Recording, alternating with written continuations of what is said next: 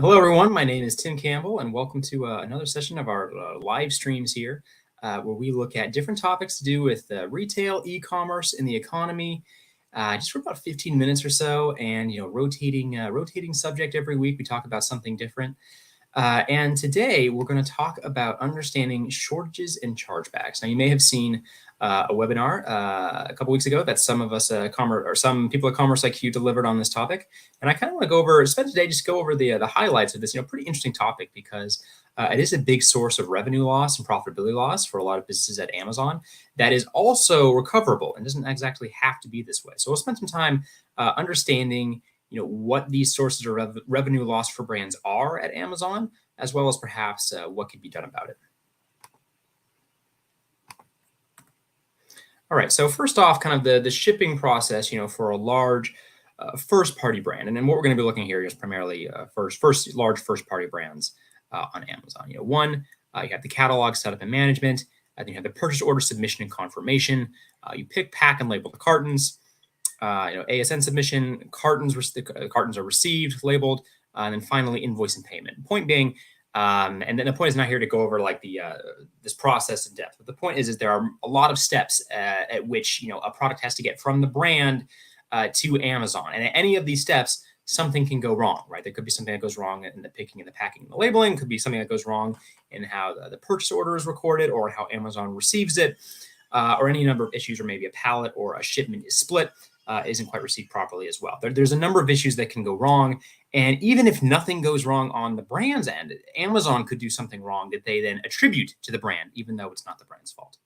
All right. So this leaves us with two big problems that kind of arise in this back end, fulfillment process where the brand is providing its product to Amazon. And these two issues are shortages and chargebacks. And we'll talk about each of them in turn. But the important thing to remember is that shortages and chargebacks, they can, the problems they entail and how Amazon will bill you for them could actually be anywhere from 1 to 5% of your cost of goods sold.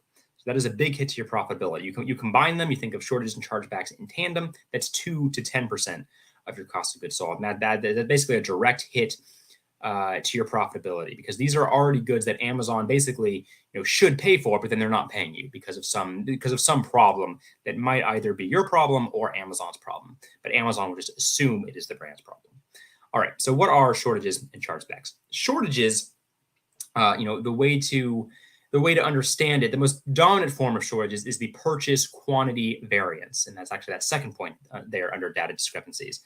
And that is when Amazon does not receive, the same amount of items that have been purported to have been shipped to them. All right. So there's quite literally, there's a shortage. And then Amazon, will bill you for whatever is missing. Say, we didn't receive this, therefore we're going to bill you for, what that costs. Right. The other type here is a purchase price variance. And that occurs when there's a mismatch between, what you're agreeing to sell for a certain purchase order, what you're agreeing to sell it at versus what Amazon receives it at. This can be a mismatch in recording. It can also occur when if there is a price change for those goods in between the time it was shipped on your end to when it arrived at Amazon. That's a big source of purchase price variances. And of course, that's a big issue now. When you consider inflation and how rapidly prices are changing, that can occur just even more frequently and cause purchase price variance problems. This also causes issues internally because invoices have payment terms as well. So if brands aren't getting paid, then they can't kind of turn that around, and pay their partners necessarily as quickly as they would like as well, and create this cascade effect, which causes problems all throughout the brand's supply chain. So it isn't just limited to the relationship with Amazon alone, right? So it is something you definitely want to prevent. And just from the pure hit to your profitability, it's something that should be prevented, especially now when the focus really is on profitability over growth. And what is expected to be an increasingly constrained macroeconomic environment, especially if shoppers start pulling back from inflation. You could have a case where you really want to make the most of your profitability as much as possible, even over growth. So you don't want to lose out on shortages, and you don't want to lose out on chargebacks. Chargebacks kind of similar to shortages, but a bit more complicated. Basically, there are over 40 different types of chargebacks that exist, as opposed to just being basically one thing that's a shortage. It's any time that the brand delivers to Amazon in a way that is not in alignment with Amazon's pretty rigorous standards. So maybe it's an error in how it was labeled or how it was packaged or something else with the purchase order. Any sort of problem that where Amazon says, this isn't how we do it, this isn't how brands should do it, we're going to bill you, because for us to fix it on our end, it costs money. So we're going to bill the brand for that as well. Now, the problem with Amazon, with brands, is that, okay, fine, if all this is legitimate, perhaps, these brand has to pay these fees or has to pay that shortage. But many times it's not. Many times it's erroneous on Amazon's end, and they'll just assume it's the brand's fault, right? So for shortages in particular, that could be, maybe a pallet was split and arrived at different times or different locations. Maybe the shipment was split. Maybe Amazon somehow just kind of got lost in the receiving process, and you actually did ship it to Amazon, but it takes a while for it to be recognized. These are things where you really shouldn't, as a brand, you really shouldn't have to pay, fees or shortages that Amazon is trying to make you pay, because it essentially isn't your fault. But and here we get to the process for handling this is difficult, right? So for chargebacks in particular, brands have a 30-day window from which they can dispute chargebacks. After that window closes, even if it wasn't the brand's fault, it's something that Amazon did, they can't get their money back. It has to be disputed within 30 days. With over 40 different types of chargebacks, that is a big time investment on behalf of the brand to go through every chargeback they receive, see what actually happened. Is it our fault, or did Amazon, is it something that Amazon, did incorrectly or received incorrectly? And then if it is, try to get that money back. They have to analyze the issue, find out what actually happened, compile the evidence, send it off to Amazon, all within that 30-day window for chargebacks in particular, to ever hope on getting, to hope that they would get their money back, right? Shortages, the timing windows are a little bit more gracious. It's just a matter of continuing to follow up with Amazon, because with chargebacks, you can basically identify what the issue was. What is Amazon saying the problem was? Was it a labeling issue? Was it a product issue? Was it a packaging issue? With shortages, it's just like, oh, we didn't receive it. Well, if the brand did indeed ship the product to Amazon, how do you determine, how do you resolve that? Basically, the brand has to play a waiting game with Amazon, where they say, hey, we shipped it to you. We can prove we shipped it to you. We'll dispute the invoice. We'll send this to you. And then Amazon, basically, you have to wait until Amazon eventually finds the system, or finds the product in their system, says, okay, now we have it, and you disputed something for it, and you disputed it, so we'll send the money. You're no longer on the hook for the shortage. You get paid in full. But the problem is that could take time, right? That could take anywhere up to like several months, actually, after the time it was shipped. And for brands to get their money back, they have to continuously submit, basically dispute it continuously, until Amazon says, oh, now we found it, now we'll pay you back. If it's not disputed continuously up until the point Amazon finds it, the brand likely won't get paid. So that's a big time investment on behalf of the brand to actually continuously track and look at those shortages. And a lot of brands don't have that time, right? You don't have the time necessarily to constantly devote to looking up all the shortages, looking up potentially all the chargebacks, and saying, we need to dispute this, we need to keep on top of it, and dispute it continuously if it continues to be unresolved, so that we actually get all the money back that we can. So this means that brands typically have three ways of dealing with shortages and chargeback. Now, for shortages in particular, the first way is Amazon Smart Match. I just said that shortages were a little bit more lenient in terms of their timing when compared to chargebacks, and that's true. And luckily for brands, Amazon does have a feature that can help brands recover some of those resources, some of that money. Brands don't really have to do anything with this. It's just called Amazon Smart Match, and what that means is that for the first month, basically, if Amazon finds the missing product in their system, they will automatically pay the brands back. They will automatically pay the brands for that missing product. However, if it occurs after that window, if that product is discovered after that window where Amazon Smart Match is in effect, the onus is on the brands to dispute it and get that money back. Otherwise, the brands won't be paid. All right. So Amazon Smart Match basically, on average, accounts for 40% or recovers 40% or less than the total number of shortages in dispute. All right. So that leaves another 60% that the brand has to find some way of recovering if they want to recover everything that they can. Okay. And if they're all erroneous, which very well they may not be. But that leaves manual claims, right? And brands have to go in and manually do the effort to discover what is in dispute, how can I dispute it, how can I gather evidence for that and submit it off to Amazon and keep on top of it until a final conclusion is reached, especially if it's erroneous where the brand should get paid.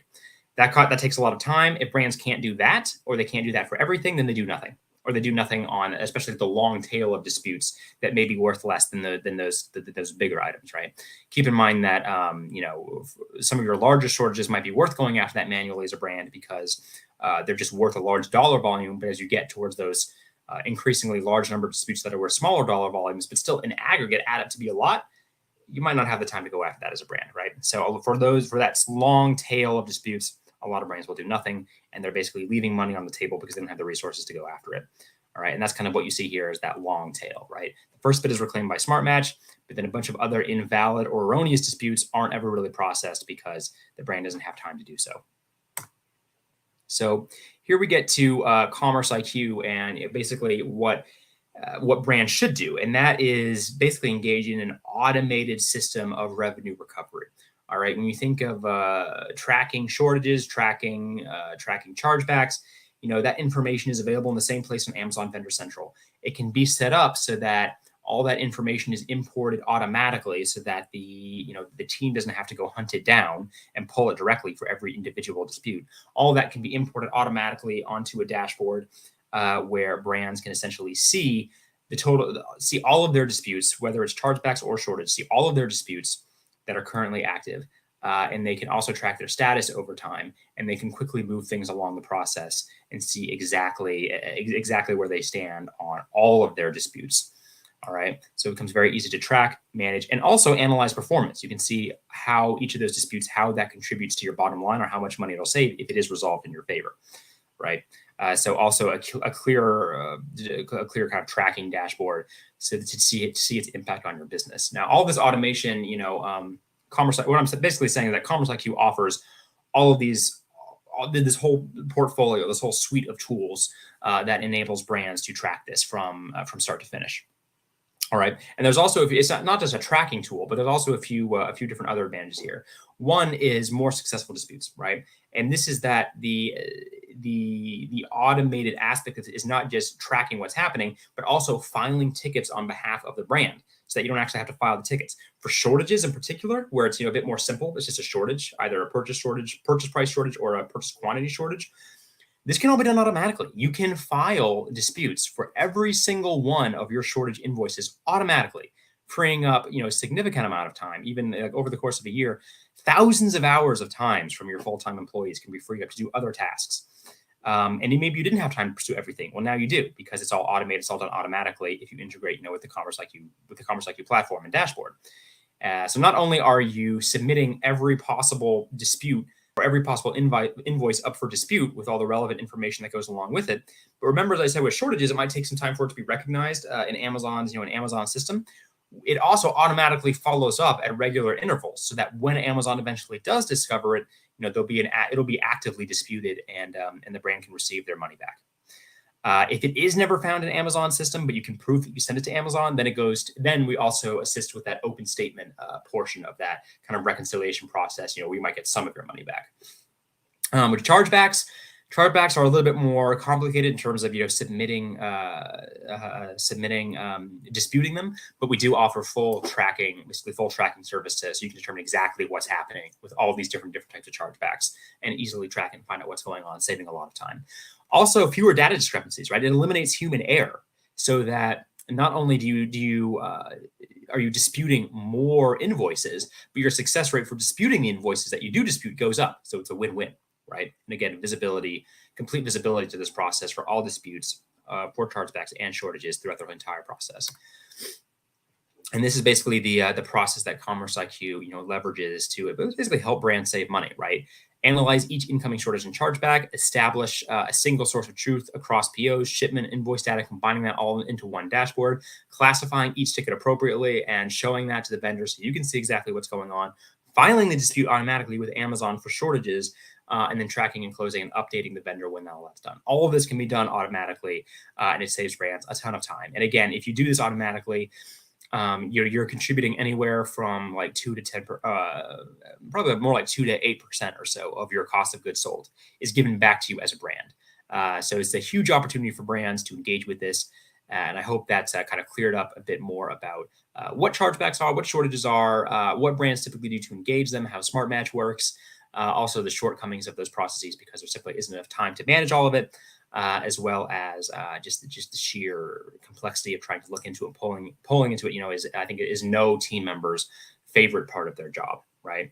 So there's a lot to be gained by really engaging in automation tools, and Commerce IQ offers those automation and tracking tools to make it as simple as possible. With that being said, that kind of sums up our presentation here. And again, as always, next week we'll go over a different topic that'll be completely different from this one. But until then, I hope you have a great rest of your week, and I will chat with you then. And if you have questions, just send it to me directly, and I will follow up with you after this presentation. All right, goodbye for now.